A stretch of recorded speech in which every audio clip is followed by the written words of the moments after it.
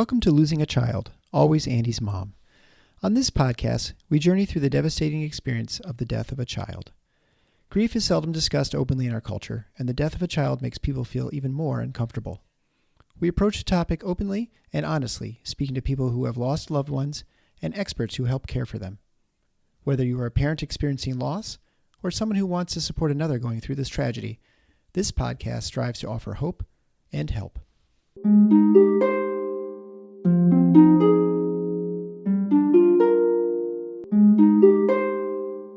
Welcome to episode number 315 of Losing a Child, Always Andy's Mom. I'm Marcy Larson, Andy's mom. I have a confession to make to all of you. This morning, I really didn't want to record a podcast. It is currently 3 days before the anniversary of Andy's death, and I was extremely emotional. I felt like for the past 2 days, I barely been able to catch my breath, let alone host an episode of a podcast. I normally send out reminder emails, actually, reminding people of their upcoming interview, and I didn't yesterday. I think partially because maybe I wanted it to not happen, but I'm so glad that it did. Because Nancy, Jacob's mom, was the perfect one for me to talk to this week when I'm feeling extra emotional. Nancy is still quite fresh in her grief, and this week of all weeks, I feel that grief more acutely too. So the two of us have a pretty emotional episode today, and I hope that you will appreciate that and understand that sometimes things aren't as clean and sometimes they're just a little more raw. And that's what today is. I also really want to thank Karen today. So Karen co-sponsored this episode in memory of her son, Ben. And as always, I so appreciate it when I get sponsors for episodes to help support the mission of this podcast. If you would like to donate to the podcast, please go to the donate page on the andysmom.com website. You can also email me at marcy@andysmom.com if you would like to share your story with me, either privately or to be scheduled to be on the podcast. Right now, though, I just want you to sit back and enjoy listening to Nancy, Jacob's mom.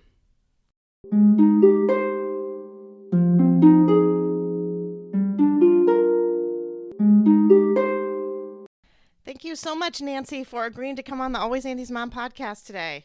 Oh, thank you very much for having me. Yeah, I just want to warn all of you, if I am sort of a hot mess today because it's the anniversary of Andy's death, and Nancy is super fresh in her grief because Jacob only died 5 months ago.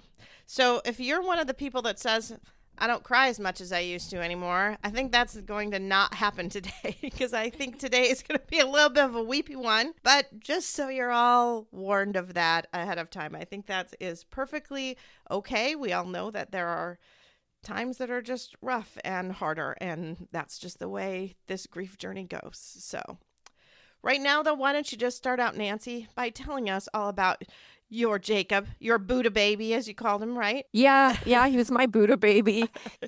I knew he was a boy before he was even born. So I have a daughter, and with her, I didn't want to find out. Yeah. I'm not with that person. I'm okay not to find out. And then with Jacob, his father wanted to find out, and I was like, it's okay, we can find out because I already know. Yeah. You know, he's a boy. Really? You already knew? Oh, yeah, I knew. With my daughter, I didn't even know until she came out. But with the Jacob, I just knew right away he was a boy. And I just felt he was very calm. Really? From the minute I was pregnant, he just gave me a calm sense. And we just all kind of felt it even when he was born. So he was also born at 11 pounds, 3 ounces. Yeah. So he was a big baby.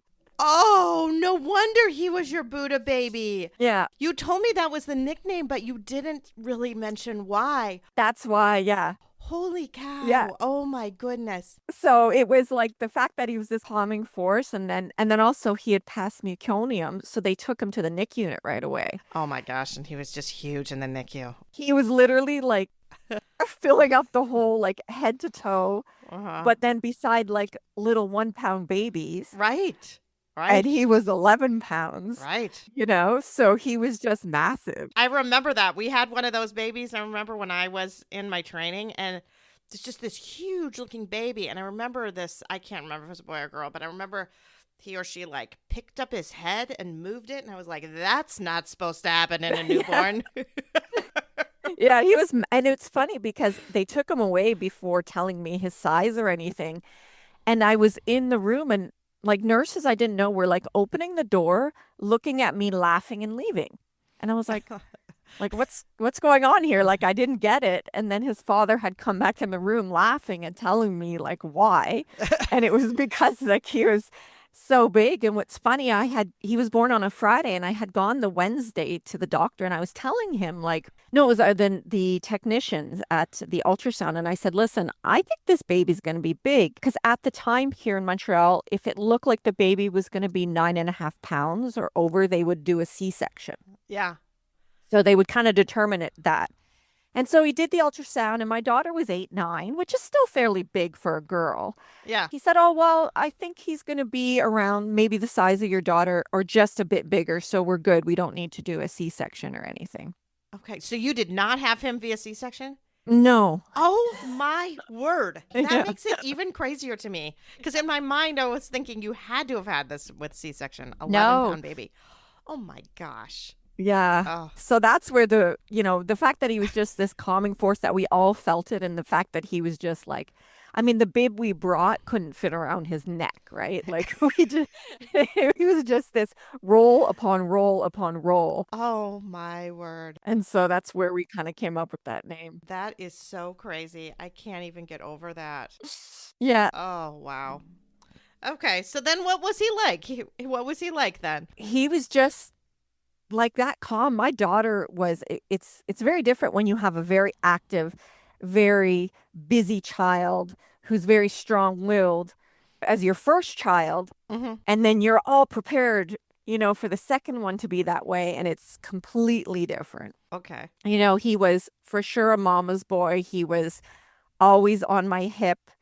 I mean, I remember, and other mothers have said this too, like literally my left side, my arm was stronger than my right side because it was just constantly holding him. Right. And he was a beast of a baby too. He's a big baby. And I remember I'd be like making spaghetti and holding him because he just always wanted to be around me. And so my left muscle was like so much bigger. Oh, that's so funny. From holding him so much. He's the youngest. So my ex-husband had 3 kids when I met him. Okay. So he had 2 older brothers and then with my daughter, 2 older sisters. So he was the youngest of them. And there's a significant age gap between him and his oldest brother. I think there's like 12 or 13 years. So he was... Oh, the baby, yeah. He came in as the baby and honestly was treated that way. Everyone... Like I said, my daughter was a handful, so her older siblings were always like, you deal with her. I don't want to deal with her. But Jacob was just so easy that everyone just kind of gravitated to him. So he was the baby of the family for like a long time. Even I remember him telling me, I think when he was 16, 17, he's like, his oldest brother's name is Nicholas. And he's like, oh yeah, Nicholas still treats me like I'm a little baby kind of thing. Like I'm a 7-year-old kid as opposed to like a 17-year-old. So how much of an age gap was it with his sister? So they're just under 2 years. So they're 22 months. Okay. So they're pretty close. Mm-hmm. Very close. Yeah. Yeah. So they were very close, best friends. They would do like she would go to parties and a lot of her friends their younger siblings were his friends. Mm-hmm. Yeah. And so one of Jacob's best friends, his older brother, is one of Bella's best friends. So my daughter's name is Bella. And so they would go to parties, but all kind of be together. Yeah. Like obviously as siblings, they fought and they had their issues, but they were, especially in the last, say, 5 years, they were really close. Jacob was always very big into video games and his friend group, as he used to call them, his friend group A, were all his friends from kindergarten. Okay. They'd all stayed friends. So there's like a group of like 5 of them that have all stayed friends. And so he was big with them on video games and everything. So he was a big gamer. Okay. He wouldn't go out as much until he was about, I think, 17, maybe. Mm-hmm. I think maybe COVID had an effect where they spent too much time and kind of wanted to flip to the opposite and actually get out more and do things. Yeah. But even young, he was a gamer. I remember he used to play Wii, him and his sister. Yeah. And if you've ever played Wii, there's a bowling game, Yes. but they would get too close to the TV. So there's literally a picture of me and my brother holding the back of their t-shirts as they're playing, just to keep them from going closer to the TV and that they wouldn't hit it with the controller because and like it's a picture of my brother and I just talking, like just having a regular conversation as we're both holding their t-shirts so that they don't get closer. So yeah, he was just like anything gaming he was totally into. Oh, that's so fun. Even like a young age. I remember him, I think at a friend's house or somehow maybe one of his older siblings, he was playing probably a game that wasn't the most age appropriate, but it's sometimes it's a little hard when they have older siblings that are doing stuff, they see it. And I remember being in kindergarten and his teacher had talked to me and she said, the only thing that's a little weird with Jacob is like in the playground, he's gathering all his friends to like fight zombies. She's like, I don't know where he'd get that idea from. And I'm just sitting there, oh yeah, I don't know where that would come from. Like, oh, I think I know where that one comes from. Yeah. Meanwhile, I'm like, I know he's been watching like zombie games with his older siblings, you know? Oh. But yeah, no, he was very, very into his friends. A lot of discussions growing up about you got to get outside more, you know, very much into video games. But then as a family, we did lots. Like, so we camp, we go fishing, we're big into ATVing, Mm-hmm. sea-doing. So as a family, we would do a lot of activities, a lot of four-wheeling, a lot of stuff in nature, probably from the time he was 7. And when I started dating my boyfriend, who's with Jacob's stepfather, he's very outdoorsy and very active in anything machine, trucks, cars, ATVs. And so the kids were on ATVs very early. Yeah. Yeah. It sounds like you led a pretty active life. Mm-hmm. Yeah, that's it. We have a trailer also north of here. And so kind of go to that usually every weekend in the summer. So there's kayaking, there's ATV trails. So like I wasn't too concerned about so much of the video gaming because I knew that we had this counter effect. You had a balance. Yeah. Right. Yeah, exactly. There was a balance there. Like for sure, as any mother, you're fighting with them to get off and that. But I think it's different from the way we were raised, you know? It's also appreciating like that's their friendships. That's how they connect now, you know? I know. So, and it, like I said, once they started driving too, that changed things, right? Then they would go out a lot more. Yeah. And then he had said you had friend group A, and then I assume there must have been a friend group B too. Huh? Yeah. So in here in not Canada, but Quebec specifically, before you go to university, you do a CJEP program. Okay. It's like almost like a mini college preparatory for university. So you finish high school, you do 2 years of the program, and then you go on to university. Okay. So then when he started the CJEP program, he had a whole new friend group B, and then there was like a friend group C of other people that don't talk to those people. So he would... That's really funny. He labeled them. I like that. Yeah, he would. And it's really funny because for me, it was just entertainment. Like he would always come home and talk to me about the drama and everything that was going on. And what was really sweet is after at one point, friend group A, after Jacob passed, had renamed it to like, "We love you, Jacob," you know, which was, you know, really sweet when I saw that. Yeah, that is really sweet. Yeah. So he had that group and he was in CJEP and then he came to me at one point and he wasn't doing well.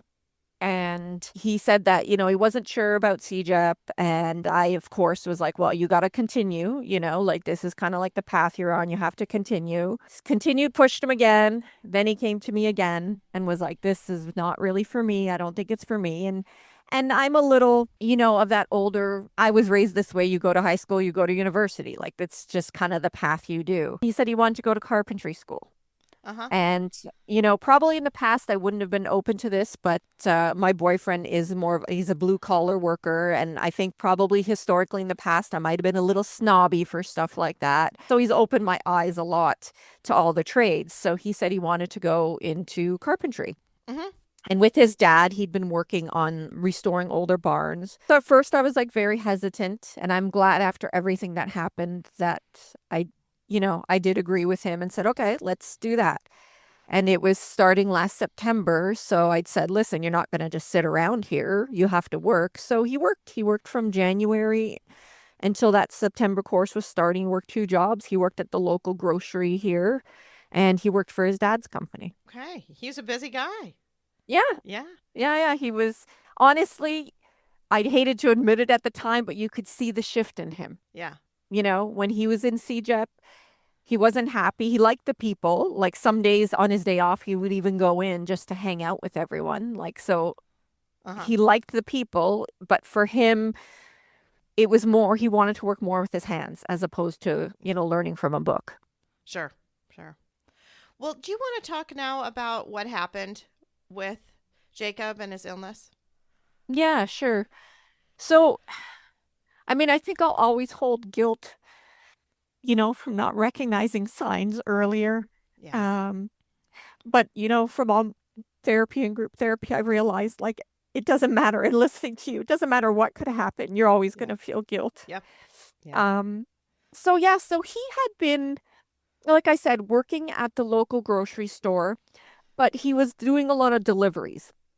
Uh-huh. And he was working with his dad, and it's very physical work. Like they're lifting 12-foot beams above his head. So he was complaining about like being sore. My arm's sore, my back's sore. So then we started to go see our chiropractor again. Yeah. Like of course you're sore. Like you're You're doing working. deliveries and you're working. Yeah.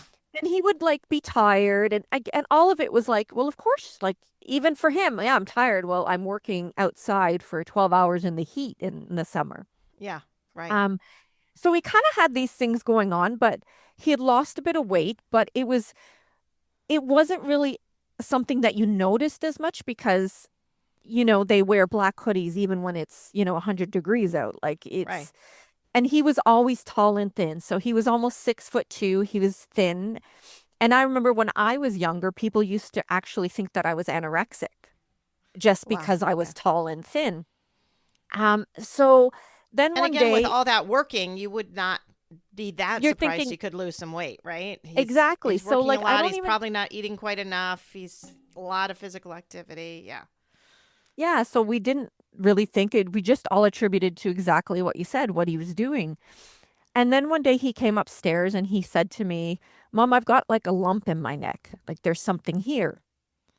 So I touched it and I said, okay, look, let's make an appointment with the chiropractor. Maybe you pulled something out of whack. Maybe you pulled your shoulder because he had been complaining about his shoulder.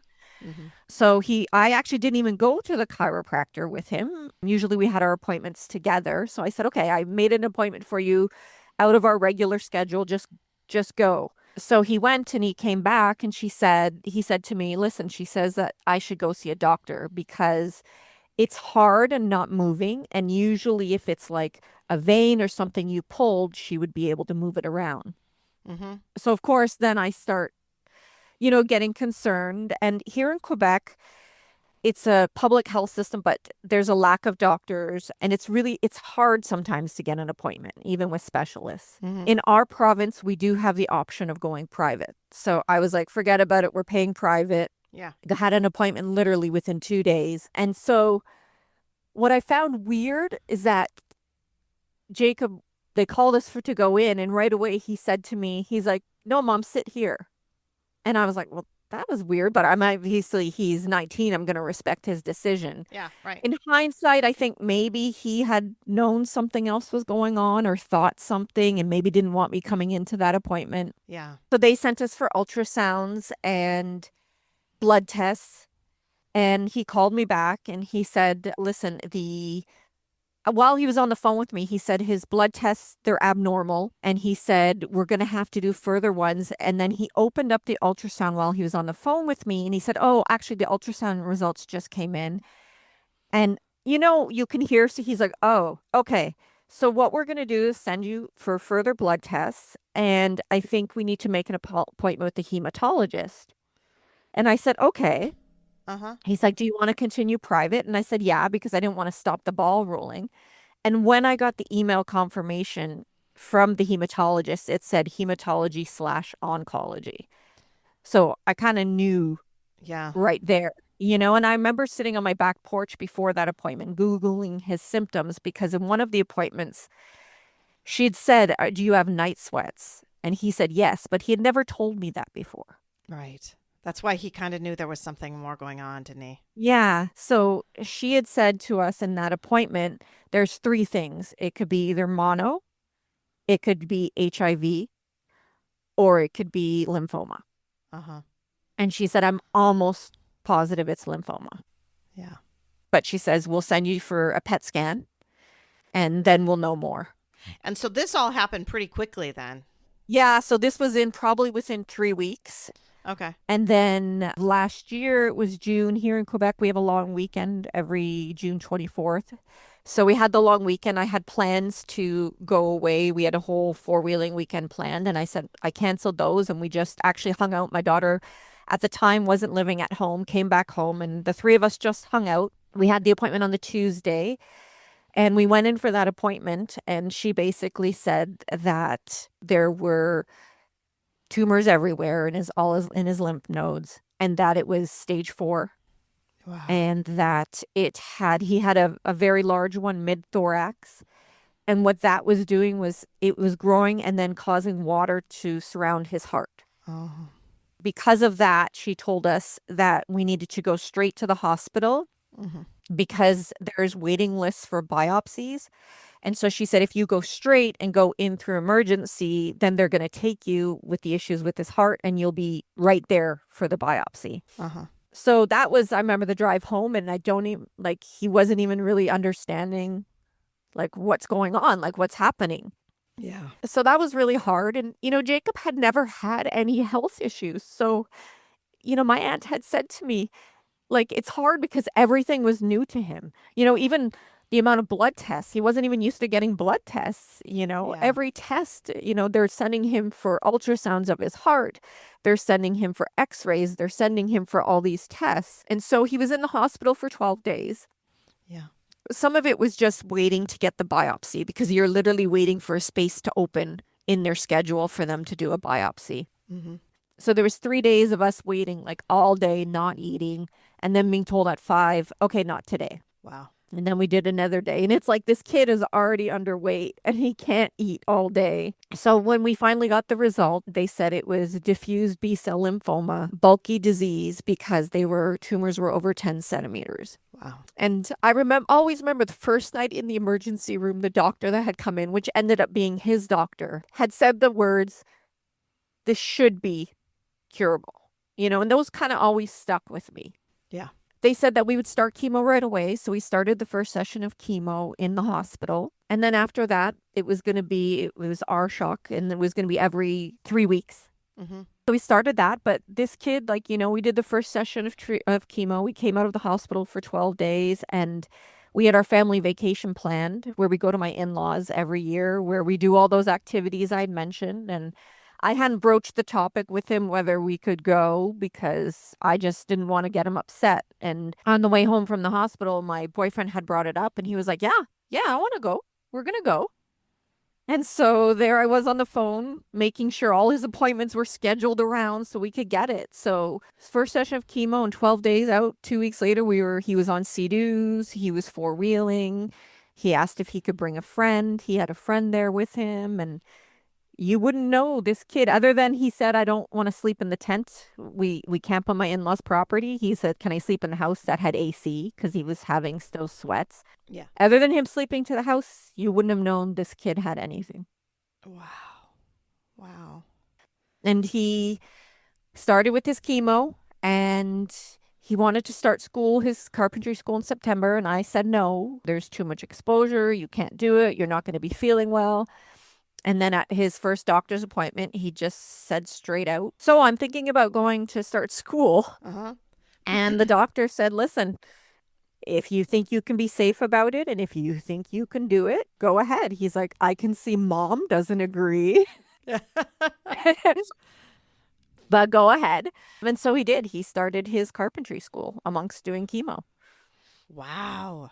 Yeah. He's a tough kid. Yeah. Like he taught me a lot. Yeah. Through this grief process, when I've had moments, I'm like, if this kid can go through chemo and continue to go to school and do carpentry, which involve like heavy lifting of things, then I have to be strong, I have to be brave. Yeah. And he never really like my family would all be like, is he in therapy? Does he want to talk to people? And I would kind of be bugging him all the time. And I remember coming home from the hospital once and I brought it up with him again. If you want to speak to someone, he was like, Mom, you think this affects my life more than it does. Wow. He's like, I do the therapy, I do my chemo, and then I go on with my life. And then 3 weeks later, I have to do it. He's like, I don't need to talk to anybody about it. If I did, I'll talk to you. I'll talk to Bella. But you think it's more a part of my life than it is, and it isn't. Wow. He was really able to compartmentalize it out, wasn't he? Yeah. I mean, like, listen, I think men in general are just better at doing that. Yeah. But he was like, you worry about everything. I'm like, well, that's my job, right? That's Right. my job. It's to worry. I'll worry for you. Right. So we finished that session of chemo and we did another PET scan and the tumors had reduced, but were still there and still sizable. They couldn't do radiation because they're in multiple places. Yeah. And so they said that it's ironic that we were lucky that recently they'd approved CAR T therapy as the second line of treatment. Okay. Where this used to be the third line of treatment. So it's where they basically take your blood, they send it off to the States. They take a mixture of the lymph node, that's the cells and everything, send it back, and they re-inject it into your body. Okay. So basically, your own body fights the cancer cells. So it's a very expensive treatment. You have to be approved for it, which he was because he had no comorbidities. He's young. Right. You have to do a bunch of tests. So we had gone actually December 31st for our first consult with them. And so it's kind of basically 2 months of isolation, which we had all done in COVID, right? So it wasn't that bad. He couldn't continue with school. And then now you're going to multiple blood tests. You have to have a lumbar puncture, which he did, which he had some complications with. You as a doctor probably know that if there's a little bit of a problem, you could have massive headaches. Yeah. And then after 3 days, if those continue, you go back in and they do a blood patch. Sure. So we had that situation where he spent 3 days in tons of pain, couldn't do much, bringing him back to emergency room to get a blood patch, put on.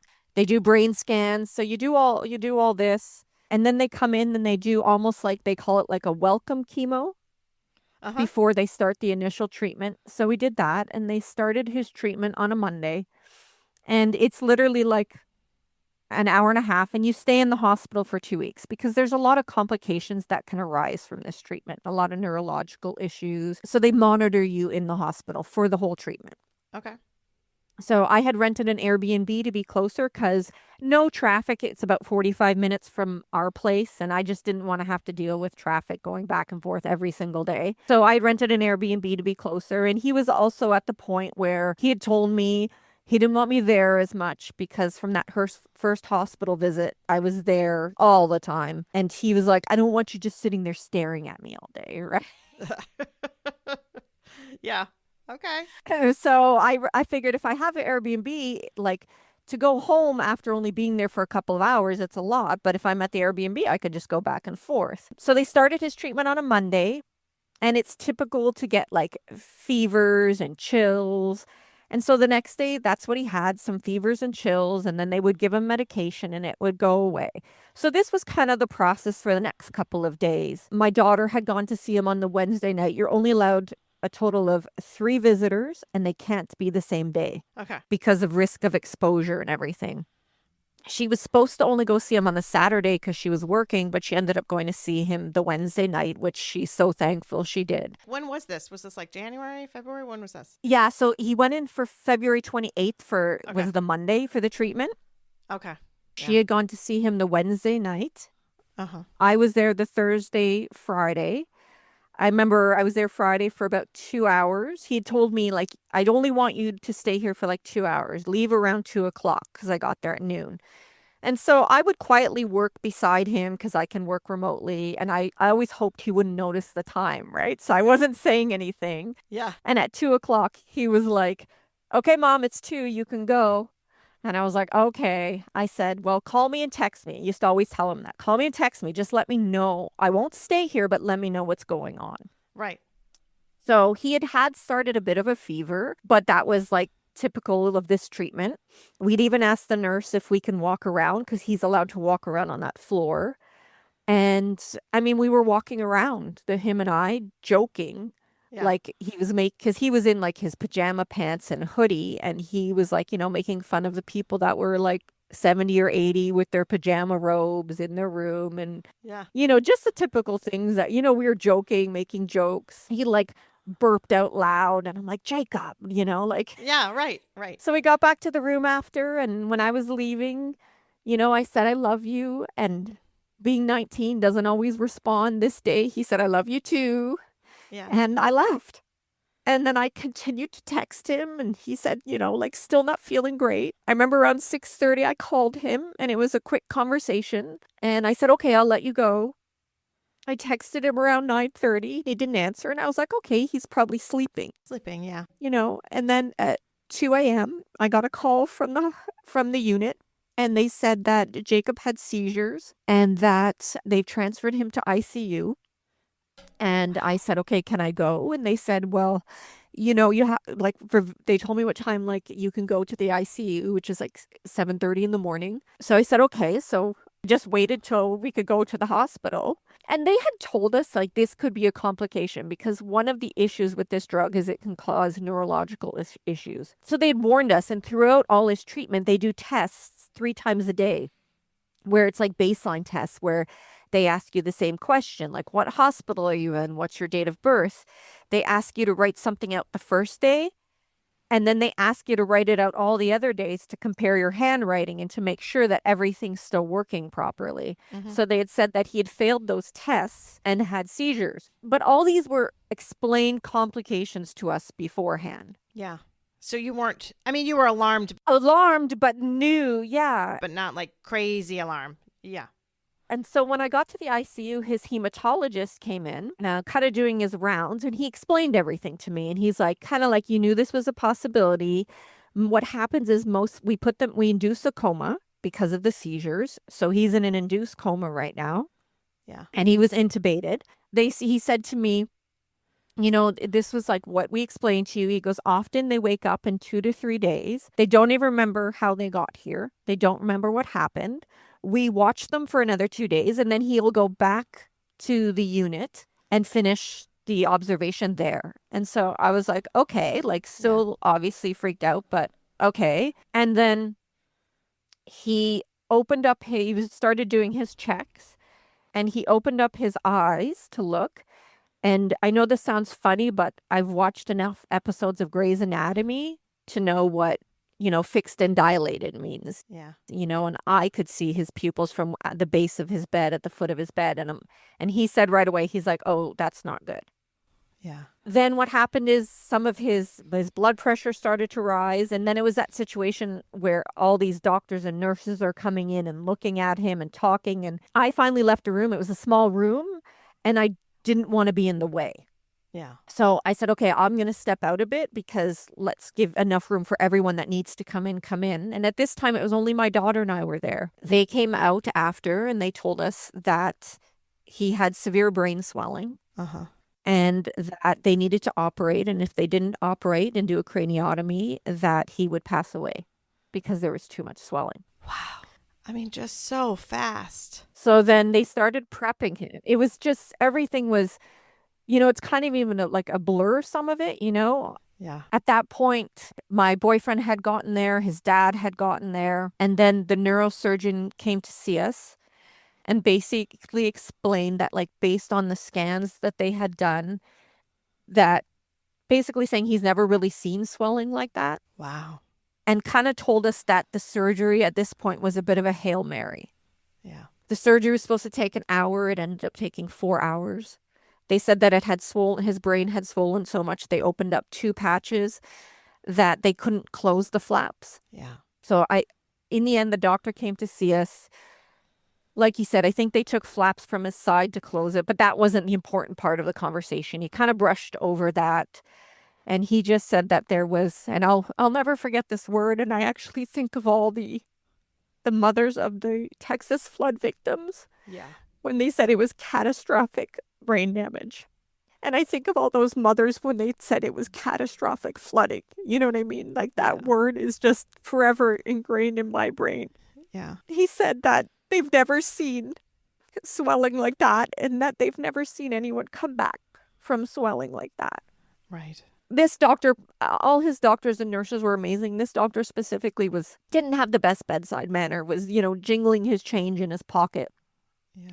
leaning against the wall when he was telling us this. And I remember my daughter, just because we were kind of all in shock, saying, okay, but like, what would be the best case scenario?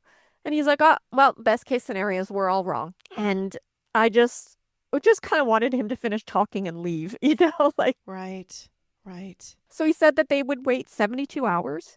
They needed the swelling to come down to do any final diagnosis on the status of his brain. And right away in my head, I was like, 72 hours takes us to his birthday. Yeah.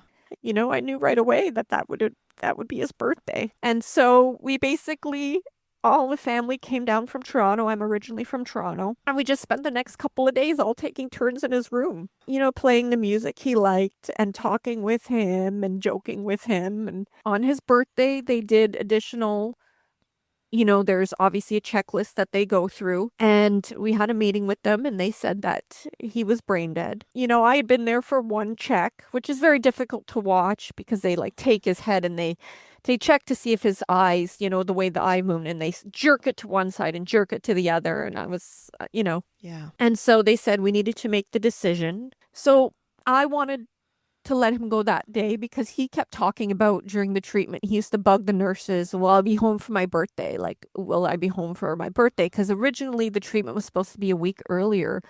But we'd actually even waited a week because his liver levels were high and they wanted them to come down. Mm-hmm. Because this treatment can, obviously you rely on your liver to help filter these toxins in this treatment. And he used to joke to them. He's like, well, really, it's not even me who wants me home. It's for my mom and my sister, Yeah. And so I wanted to let him go that day. But then I talked to his sister and she said that she wanted to wait the 24 hours because they said we can wait 24 hours and do almost as if he was a donor. Uh-huh. And if you're a donor, which he couldn't be because of his chemo, Yeah, sure. there's an official whole treatment like checklist, and it's an very intrusive, well, not intrusive, but extensive evaluation.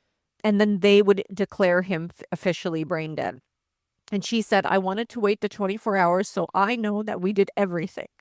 Yeah. We are 100% sure. So I agreed with her. That made sense to me. My boyfriend rushed out. Here in Quebec, the legal drinking age is 18, so Jacob liked scotch. Uh-huh. My boyfriend rushed out, found a bottle of scotch, found cupcakes, found little glasses with like little video game controllers on them. Oh. The hospital let us use the family room, and we basically celebrated his birthday. We all took a shot of scotch for him, and we kind of celebrated his birthday, and that day was all about his birthday, and we sang him happy birthday. And then the next morning they start doing the scans early, and his CAR-T team asked if we could do another brain scan, basically for their files, for their information. And I said, sure, if it'll help. Yeah. So we did that. I couldn't stay for the evaluation. My boyfriend actually stayed because he said that he just wanted Jacob to have someone with him there. Yeah. When they were doing the evaluation. And he came back to the waiting room and he just shook his head. Yeah.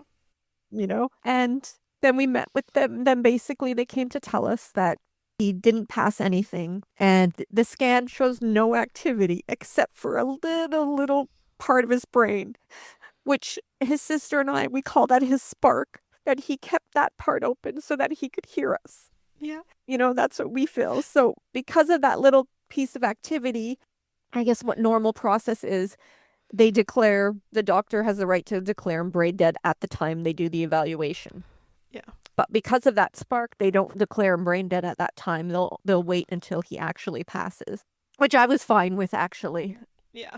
So I don't even know how I got the strength to do this, but I talked to all the family and I said, listen, everyone's going to go in and they're going to say bye to him, but I don't want an ugly cry in there. I don't want the ugly cry in there. I want it to be a bye to him. If you feel like you're breaking down, take a minute to walk away, come back, talk to him, say your goodbyes. But, I don't want it to be like stressful, or I just want it to be like not lighthearted, but I didn't want the whole breaking down for him. Yeah. And everyone agreed. And so everyone just took their turn going in. And then I talked to his father and his sister, and I said, this is what I want. Once everyone's gone, the three of us will go in together after they extubate him. So while everyone was saying goodbye, because they said it would happen quick. So he was still intubated when everyone else was saying goodbye.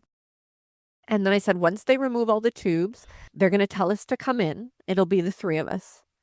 Then I told his father I wanted him to leave, and it would just be Bella and I, because his father was not 100% there for all his life. And it's been a lot, the three of us. It's always been us. Yeah. No matter what comes, we've been a unit. So I said, then it needs to be Bella and I. And then I said to Bella, then you need to leave, because I brought him into this world. I need to be the last one to let him go. And she agreed. So we went in, and they had removed the tube, and we all just loved on him, and he passed very quickly, within less than 10 minutes.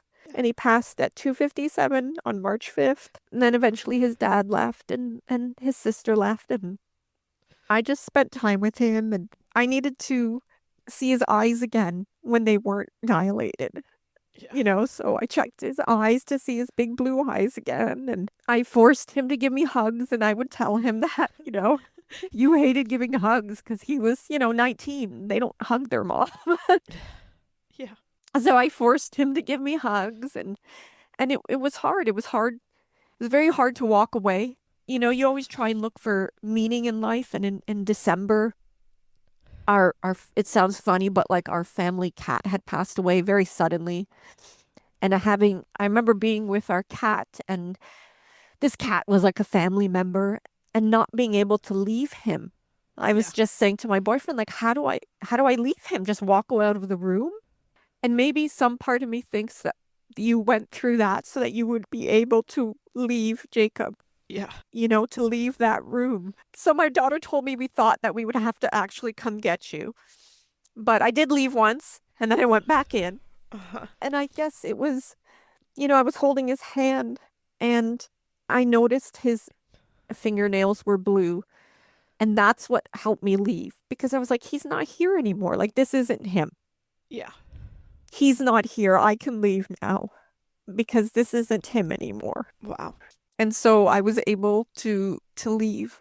Wow. It's not even cancer that he passed away from. It's complications from this treatment. Yeah. And the doctors came to see us, and they asked if they could take a blood sample. This is prior, and a DNA sample. The Terry Fox Foundation, which is a foundation in Canada here that supports research. Yeah. And they would like to do some research to understand why he had this reaction. It was always one of those very low, remote possibility this could happen, but he wasn't high risk. Right. Because of his age, and because his lumbar puncture came back clear, his brain scans. They wanted to do a brain autopsy, but I remember once years ago, Jacob and I had talked, and the way it works here in Quebec is if you want to be a donor, there's a sticker that you sign and you put on the back of your health card. Uh-huh. And I remember when he had gotten his recently, we talked about like, oh, well, Jacob, are you going to sign the sticker? And he was unsure, and I explained there's two things. There's either donation to other people, which he couldn't do anyways because of the chemo, and then there's donation to science. And he was like unsure about the donation to other people, but for science, he was like, yeah, no. Like, no. So I didn't give authorization for them to do a brain autopsy because he'd already expressed Yeah, right. uncertainty about that. But I said, if you're just taking blood and like a DNA swab, then yeah, maybe it could help someone else. Mm-hmm. Maybe they find some reason as to why he reacted that way. I mean, I've talked to that hematologist, the other CAR T doctor, and his personal doctor, and we'll never know. But they all seem to think, they said a brain scan doesn't pick up everything. And they all seem to think that he probably had microscopic cancer in his brain. Oh, okay. That's why that when the treatment Went in. reacted to that. Right. Like I said, we'll never know, but I've had 3 doctors tell me the same thing. Well, that could make some sense then, because if it was attacking cells there, then maybe that would cause that tremendous swelling, because it does seem just crazy that it would go from him walking around with you and having a normal conversation to being literally at 2:00 walking around. Yeah. And you had a conversation with him at 6:45, and that, it just seemed to go so fast. Yeah. From just to horribly devastating.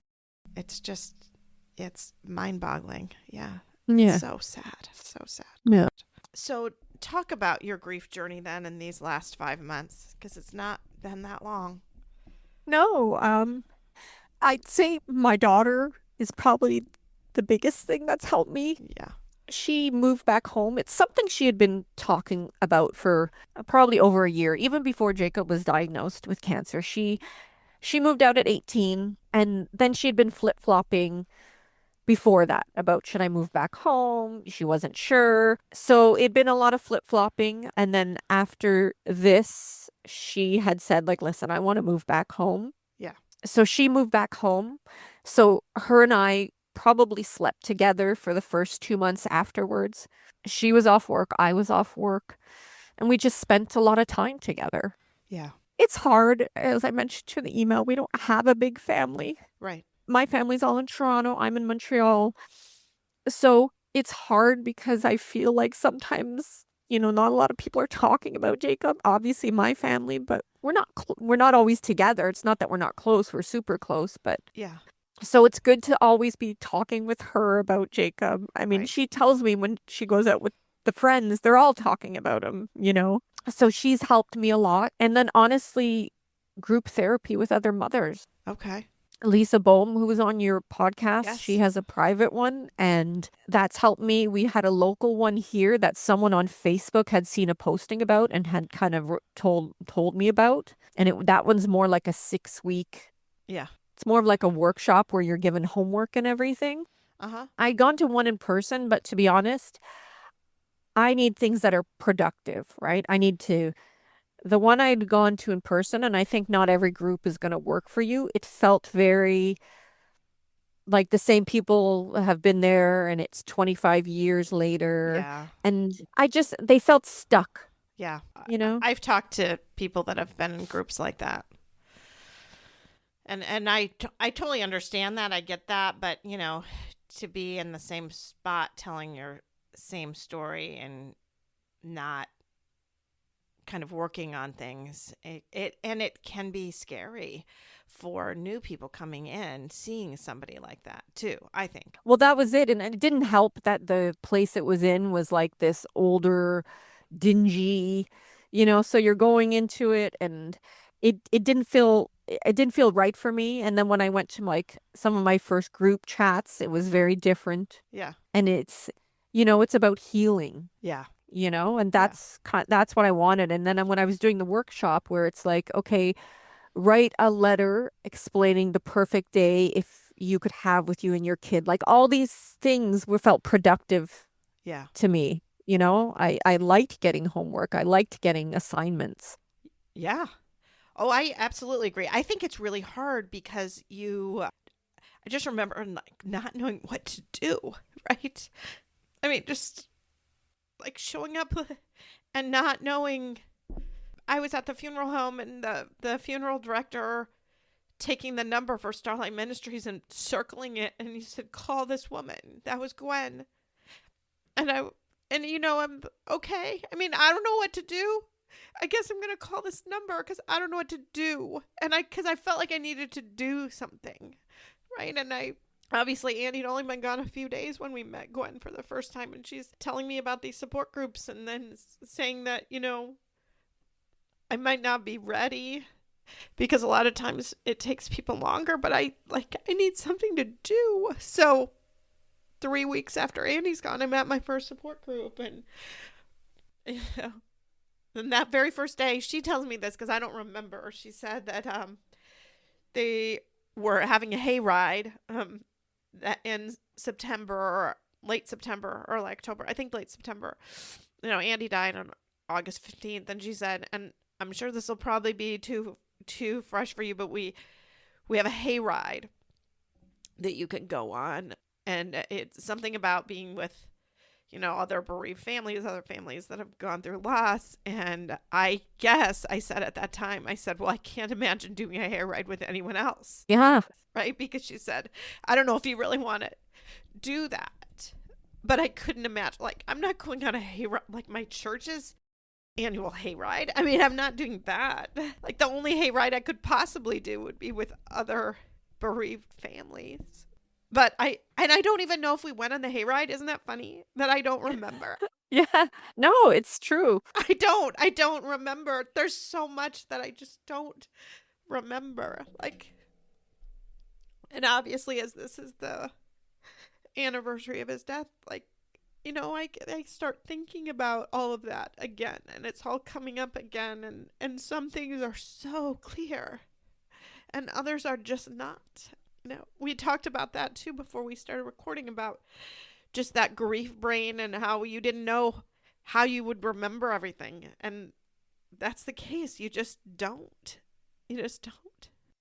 Yeah, you forget. I mean, I remember writing down his hospital journey, and I haven't done it. I wrote it all down, but the point was to read it out loud so that he could hear what happened. Yeah. I just kind of I still haven't been able to read it out loud to him, but just to let him know, oh, this is what happened. Yeah. But also part of me felt like I'm not going to remember everything that happened. No. Because it happened so fast and because it was such a blur, I just felt like I needed to write it down. Yeah. And it helped because I think I was stressing about that after, well, what if I forget, or what if he doesn't know what happened? And so I was like, I'm just going to write it down. And also then I can stop worrying about it. Yeah. Yeah. It's just a lot. It's just so much. There's so much that goes on, and talking to other mothers is because they 100% know how you feel. And as much as people can talk about their brother that passed, or I've had people talk about their pets that have passed to me, and with all due respect, it's not the same. It's not the same as a child. I mean, especially you just went through that loss of your cat, right? And and you were one to say, cat's a member of the family. This is really hard. But then you lost Jacob. It's not the same. It's not the same. And you're going through grief, but then you're also having to support your other children through their grief. Yeah. And, you don't even know how you can get through the day, but then you have to rally because, his sister's not doing well, and you need to rally for her. And, one of our best therapies, and I heard someone make a joke about this on the live you did with Gwen. Here in Canada, we have Winners, which is equivalent to your TJ Maxx and Marshalls. And okay. We go there together, and it's like therapy. Yeah. It's therapy for us. It costs a lot of money, but it's therapy.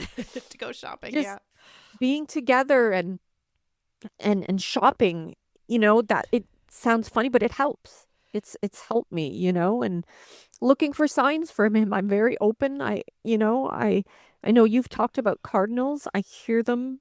Yeah. Every time I take a long walk every single morning where I talk to him out loud. I don't care if I look like an idiot on the streets. Yeah. I talk to him out loud. I listen to your podcasts on my walk, but every morning I hear those cardinals, and there's been other instances. It's not just cardinals, it's birds with him. One morning I was coming up from the basement and there was a wild turkey in my backyard. Yeah. And I'm like, a turkey? We live in a residential suburban area. There's no wild turkeys around here. And one day on my walk, I was having a real hard time and I was crying and talking to him, and I turned the corner and there was a chicken there. Like a chicken. And I literally said out loud, "Really, Jacob, a chicken? You're sending me a chicken now?" You know? Yeah, I talked to a dad not too long ago. I don't even know if it's aired yet, but I remember us talking about that, and he said, and sometimes a bird is just a bird, and sometimes it's not. And I No. thought that really hit me. And I started thinking about that too. And the day before yesterday, we were out golfing. It was really, really, really hot, and there are never any birds really out on the golf course where we go. But that day, it was butterflies. It was just butterflies, like 3 or 4 different butterflies that day. And that's when I thought of that, and I was like, sometimes a butterfly is just a butterfly, and sometimes it's not. And I felt like, on the week of that anniversary, that butterfly wasn't just a butterfly. I think because you feel it sometimes too. You have a feeling. I agree. Sometimes a bird is just like, I was at the trailer at the where we camp, and there was blue jays, and I think I felt like I was trying to put meaning into it. But I'm like, no, that's not Jacob, because I didn't feel it, Yeah. I feel it at other times. And like my parents were on a cruise recently, and my dad said that he was in the middle of the ocean and looking over and at the railing, and he saw a grandfather and his grandson that walked by that kind of looked similar to Jacob. And he was just, kind of talking to Jacob, saying like, I wish that could be us. And he said a butterfly flew by. And he's like, Yeah. I'm in the middle of the ocean. Like, how does a butterfly, fly by? And he goes, I knew it was Jacob. Yeah. Like, so I think sometimes signs, like I'll be driving sometimes, and, we drove to so many appointments that he was just always in the passenger seat driving to these appointments. And sometimes I'll be driving and I never put my purse on the passenger seat. Yeah. I'll put it on the floor behind me, and I'll feel him beside me. Yeah. And when we would be driving, I would just tap his knee sometimes. That's about the most I could do because, he's 19 years old. Don't touch me. Yeah. And sometimes we'd be driving and I would just like kind of tap his knee. So when I feel him there, I just tap the chair beside me Yeah. and just say, hey, buddy, Yeah. thanks for coming to see me. Yeah. And like, because I can't listen to the radio in the car anymore. I've not been able to listen to the radio just because it reminds me of all those times in the mornings taking him to appointments. And one thing that helps is, country music isn't as big in Canada. I've never been a country music fan. Yeah. But even since he was diagnosed, country music, I think it's the lyrics. I can see that. Uh-huh. So when I get in the car, I listen to country music. I tell him, I'm sorry. I know you would hate this. I know you would make fun of me for this, but we're listening country music in the car. Oh. So just talking to him helps. Yeah. Like this is, you can see behind me, that's his urn. Like I'm in his room too. I work in Right. his room. Oh, do you? Yeah. I do. I thought I wouldn't be able to, but actually it feels comforting. Yeah. Like I haven't gone back physically to work. I work remotely. I'm going to in September. My goal was like after the September long weekend, I'll go back like one day a week. Yeah. But I haven't. So I started back working after 2 months. I still take every Tuesday off. It just coincided with when my daughter had a day off. Uh-huh. So we could be together. And I kind of treat that day as like my Jacob day. Yes. So that's why when you said Tuesday, are you free the Tuesday for the call? I was like, yes, because that's my Jacob day. Well, and so these are kind of my Andy days. It used to be when I started again, I started working Monday, Wednesday, Thursday, and I still work Monday, Wednesday, Thursday. But Tuesday and Friday were just my Andy days. And I felt like I couldn't go more than, I couldn't. Those had to be my days. And now, there's still the days I do my podcast. I do my bereaved moms group on Tuesday mornings. I do a lot of things on those days, but it doesn't have to be the whole day now. Like it used to have to be the whole day. And now I do some other things on those days as well. But I love that. I love that you've put that aside. And I really love that it's Tuesday for you because it's Tuesday for me. It's Tuesday, Friday still, but, Tuesday's a big one for me. Tuesday's a grief day where I just work on grief. Mm-hmm. Yeah, and I feel like having that and having the hour and a half, like I would walk longer. I have rheumatoid arthritis, so it's sometimes hard for me to walk. Uh-huh. I've had times where I thought I was going to have to call my boyfriend to come pick me up just because I couldn't stop walking. Yeah. It felt like I needed someone to stop me because it's talking to him and listening to your podcast and hearing about other mothers. And it just felt like I just need to keep walking, like just keep moving forward. Yeah, just keep moving. And I've a couple times I thought I might have to call him to just come pick me up because I won't stop. Yeah. I wake up earlier so that I can have that time in the morning with him. When I went back to work, I'm always a very early morning person. I would start working at 7:30. I told them I'm going to push my schedule and I'm going to start at 9. Yeah. So I can have that morning time to walk, to talk. I come back, I eat my breakfast quietly outside, listen for the birds, like I needed time in the morning with him. Yeah. And it's been a little difficult because my daughter is more late night person. So I'm doing a lot of my Jacob time in the morning when she's sleeping. And then the evening when she's want to talk about, it's the time where I want to try and wind down. Yeah. So you can able to sleep. Yeah. So I can able to sleep. So that's been a little challenging for both of us, where in the morning she's told me before work, don't send me texts, don't send me pictures because I have to prepare myself for work. Yeah. Yeah. That is the opposite, isn't it? Yeah. For you guys. And it does just go to show how everybody's grief is just so different and how they need to process things is just different. Mm-hmm. Yeah, exactly. And you see that in the group chats too, right? Like, yeah, you see people that want to go back to work right away because it's a distraction. Yep. My husband, right? Mm-hmm. Right. Yeah. Yeah.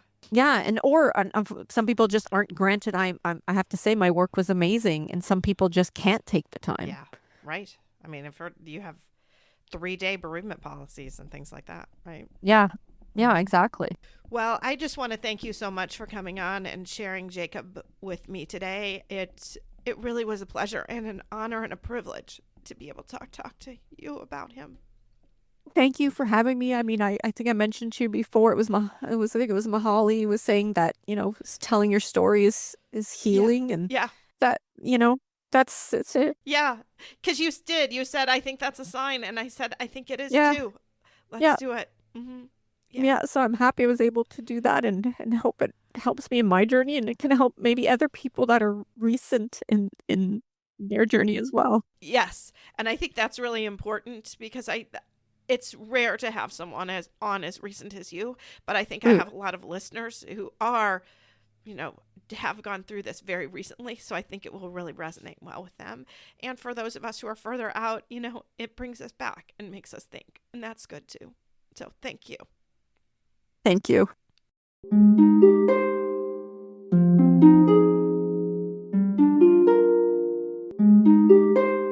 Thanks for listening.